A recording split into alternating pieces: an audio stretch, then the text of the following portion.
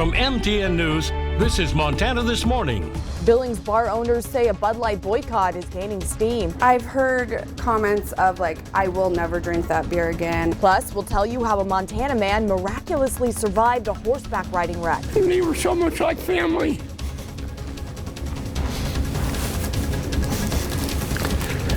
They were awesome. And spring in Montana strikes again. We'll show where the snow is piling up. Good morning and welcome to Montana This Morning on this Thursday, April 20th. Thank you so much for joining us. Lots to get to, but first, new this morning, bipartisan efforts to address a crisis in mental health care in Montana are nearing the finish line at the Montana legislature.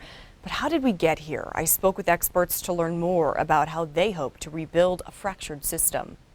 In 2017, the Montana legislature cut $200 million in state and matching federal dollars from the Department of Public Health budget. This took a big chunk out of the community-based case management in the state, which was a big part of Montana's mental health infrastructure for decades. It really went bad since about 2017, where our state-funded mental health system is just really in shambles. And while we can agree or disagree about how to rebuild it, both sides appear to really agree that we need to. Kuntz says communities lost case management for people with mental illness, and as the state's mental health infrastructure crumbled, their clients crumbled along with it. I was reporting on some of the immediate fallout. Mental health providers predicted the problems we're now seeing just a few years later. I've got people going into crisis, people calling me up, freaking out. How am I going to get to the doctor? How am I going to get to this? Next month I have, cataract surgery. I can't, I don't know who's going to do that. I don't know what to tell them. Feeling like they have been left to the wayside. And, in a lot of ways they have. And it's really heartbreaking to see that every day. And when you take that away from people, inevitably you create chaos in the system. And I think these cuts have done that. Over time, rural mental health services dwindled. Mental health providers cut services. The number of people in crisis spiked, and so did the cost to the state. Mary Windecker was at Western Montana Mental Health Center several years ago and anticipated what we're seeing now. Putting people into a higher level of care, either the Montana State Hospital system or the detention facilities is much more expensive.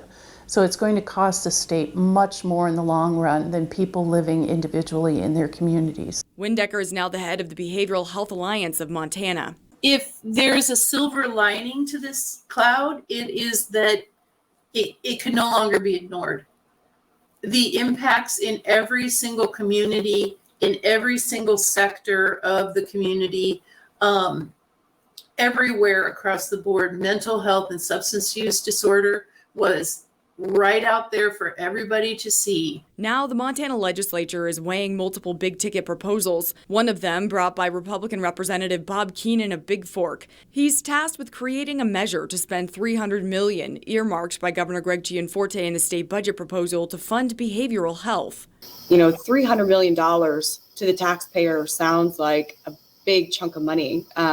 Talk about what it looks like to establish a continuum of care and what rebuilding an entire system means and looks like. $300 million is it's a lot of money. What we've really tried to do is put those guardrails on it so that we can show the legislature and the people of the state of Montana that this is an honest, true commitment for the future. There are several other measures that lawmakers are considering to address the mental health crisis, and we will continue to follow those as the legislature winds down. It's got about 3 weeks left, Miller. Wow. 3 weeks left. I know it's been a very long session. Very long. Mm-hmm. Okay. However, look at this video out of check this out. Lewistown. Oh man, it's like this winter just won't let us go. More than 1.5 feet of snow falling there yesterday. Look at that. In the middle of April. Yeah, how about that? Well, it's Montana. What are you going to do? I don't know. Looks like Lewistown does win the cookie for the most snow we got reported yesterday. Can we get them cookies for this? Yeah, they need some cookies. Good folks up there. Let's take a look at some snow totals that we got in over the last 24 hours. These are just the ones that we've got reported, not saying this is an entirely inclusive list, but there you go. Near Lewistown, 20 inches. Near Rygate, 8 inches. Roundup, some areas there just over 4 inches, up to 6 inches, especially from my friend Greg, who sent that photo in. Cook City, near there, there, 4 inches, also an inch down in Story, Wyoming. And we still have some snow that we're dealing with this morning. You can see this is all that wraparound moisture on the back end of that low that brought the snow and even some rain yesterday. This is what it looked like over the last 24 hours. What was happening is that low was over there to the northeast. The back end of it was just kind of that energy was sitting on top of us, and it just seemed like that snow was not going to end. Very windy yesterday too, so almost blizzard-like conditions in some spots. I know I was driving home yesterday and I could barely see in front of me at times because those winds were whipping, and we still have a chance to have those winds whipping again today. Let's take a step back in time. Yesterday we were a good 18 degrees below the norm with our daytime high a few degrees below average with our nighttime low as well, and there are those winds I was talking about, 40 miles an hour. Snow totals really it didn't register much with the snow that was coming down, but it was a lot of moisture with it. We got about 1/10 of an inch of moisture yesterday off of that, so we could always use the moisture. Still some snow and rain today, tapering off, and for the most part looks like the weekend's going to be looking pretty good, but we have more rain in the forecast next week, and we'll tell you about that with the main forecast coming up. All righty. Oh, by the way, so welcome back. Thanks. Welcome nice back. to be back. I missed you all. Yeah, It's good to be here. Other headlines this morning, a conservative-led Bud Light boycott sparked by its partnership with the transgender social media stars gaining steam in Montana. At the Red Door here in Billings alone, Bud Light sales are down 38% compared to last month. This all started when Bud Light teamed up with influencer Dylan Mulvaney. The company made an image of a can with her face on it to mark 1 year since the beginning of her transition. The Red Door's owner says people can drink whatever they want. He doesn't want to get into politics. We don't want to offend anybody, upset one side or the other. We want to make everybody happy and stay neutral. Everybody's entitled to their opinion, but yeah, we're not going to dive into it. Beer industry news site Brewbound reports Coors Light sales across the nation spiked 11% the week the picture of the can went viral. Miller Lite sales rose 17%, while Bud Light sales plummeted by 30%. And Billings law enforcement is getting together with faith leaders looking for ways to combat hate crimes. U.S. Attorney Jesse Laslovich organized the city's first United Against Hate meeting. Crimes based on race, ethnicity, sexual orientation, and religious bias are on the rise in the United States. These leaders say fixing the issues begins by building better relationships. One of our goals here today is to have a conversation about how we can encourage people to report crimes of hate and what they would expect and what we can do as law enforcement officers to help them identify crimes of hate and ultimately report them so that we can hold perpetrators accountable. All 94 U.S. attorneys' offices across the United States are hosting these forums to connect with community groups and increase understanding and reporting of hate crimes. New this morning, for now, access to the commonly prescribed abortion medication mifepristone remains intact. The Supreme Court was expected to weigh in by last night on lower court rulings that imposed restrictions on the pill. Instead, in an unusual move for the High Court, it extended its temporary block of those rulings to Friday. CBS's Jared Hill reports.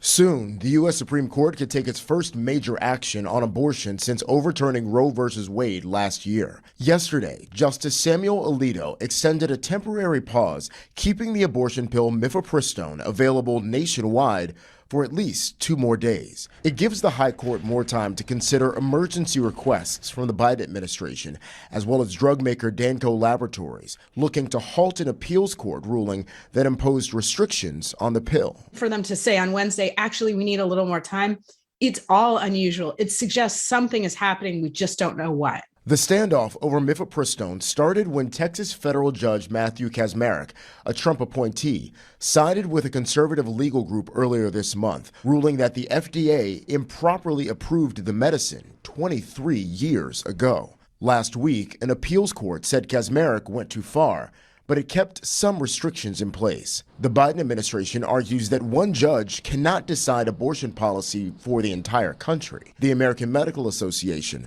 says the implications go beyond the issue of abortion. We just think it's incredibly reckless to upend our entire drug approval system in this country. The FDA says since gaining its approval in 2000, more than 5 million pregnant people have ended their pregnancies with mifepristone. Jared Hill, CBS News. A bill many believed was written to prevent Senator John Tester from winning re-election in 2024 is not moving forward. A House committee voting to table it yesterday. The bill would have created a jungle primary for the 2024 U.S. Senate race, and that race alone. It means all parties would have competed in one primary with only the top 2 candidates advancing. Supporters claim it was designed to ensure the winner receives more than 50% of the vote. In 2 of his 3 Senate victories, Tester received less than 50% of the vote. And a Forsyth insurance agent is facing serious fraud and forgery accusations this morning. The state stripped her license, and now they're asking dozens of her potential victims to check their financial records. Q2's Kelsey Marison has more. When you pay your insurance premium, you shouldn't have to worry about whether or not you're covered. But here in Forsyth, that's exactly what's happening. And that's why the state is stepping in. When you work in law enforcement, you're typically the one investigating a crime. But Rosebud County Sheriff Alan Fulton finds himself in an unusual situation, now a potential victim. About a month ago now, probably, I was informed that there may be some problems with the insurance agency. Fulton says it all began when he paid his $900 insurance premium in early February, only to find out 2 months later that his insurance agent, Kylene Hagedorn, never forwarded his payments to the company. And it turns out he's not alone. Right now, I'm right around 30 that I've spoke to, and I don't think that's even part of them. Hagedorn is now the subject of an investigation being conducted by the Montana State Securities and Insurance Commission. Court documents allege numerous clients paid Hagedorn their premiums, only to receive letters stating either their policies had been canceled for lack of payment or that someone had forged their signatures agreeing to finance premiums they thought they had already paid. Just with one school alone, Dull Knife College down in Lame Deer, they paid close to $200,000 in premium that has never been forwarded. The state has now suspended Hagedorn's insurance license, and authorities are building a possible criminal case and believe there are likely many other victims. I always thought she was all right. Nice and personable. Surprising news in this small community where many say Hagedorn is well regarded. I mean, everybody feels bad about the situation. No one was wanting to say she is doing something wrong in this case. And that was the reluctance for people to come forward because they didn't want to believe there was a problem. MTN did reach out to Hagedorn, but she declined our request for an interview. But 2 of her former employees have spoken with investigators and expressed concerns that payments were not being delivered. One employee telling investigators, quote, money was not being deposited in a client's trust account, but was instead being diverted to the business operating account. Fulton fears that may have been just the tip of the iceberg. We're encouraging people to actually reach out to their insurance companies and make sure and be specific if they paid for a year's worth, if they paid quarterly, if they paid monthly, that has taken place. In Forsyth, Kelsey Marison, MTN News. Nice story, Kelsey. A Montana man is considered a medical miracle, now leaving Billings Clinic months after a life-threatening horseback riding wreck near Roy. So she looked down at me and she got scared and took off running. And so, you know, she dragged me for like a half a mile before I got free of the stirrup. Ernie suffered broken bones and internal bleeding. He was rushed to the nearest hospital, which in his case was 45 minutes away in Lewistown. Billings Clinic leaders say the first responders and doctors there saved his life. Ernie was airlifted to Billings, where he bounced between surgeries and the ICU.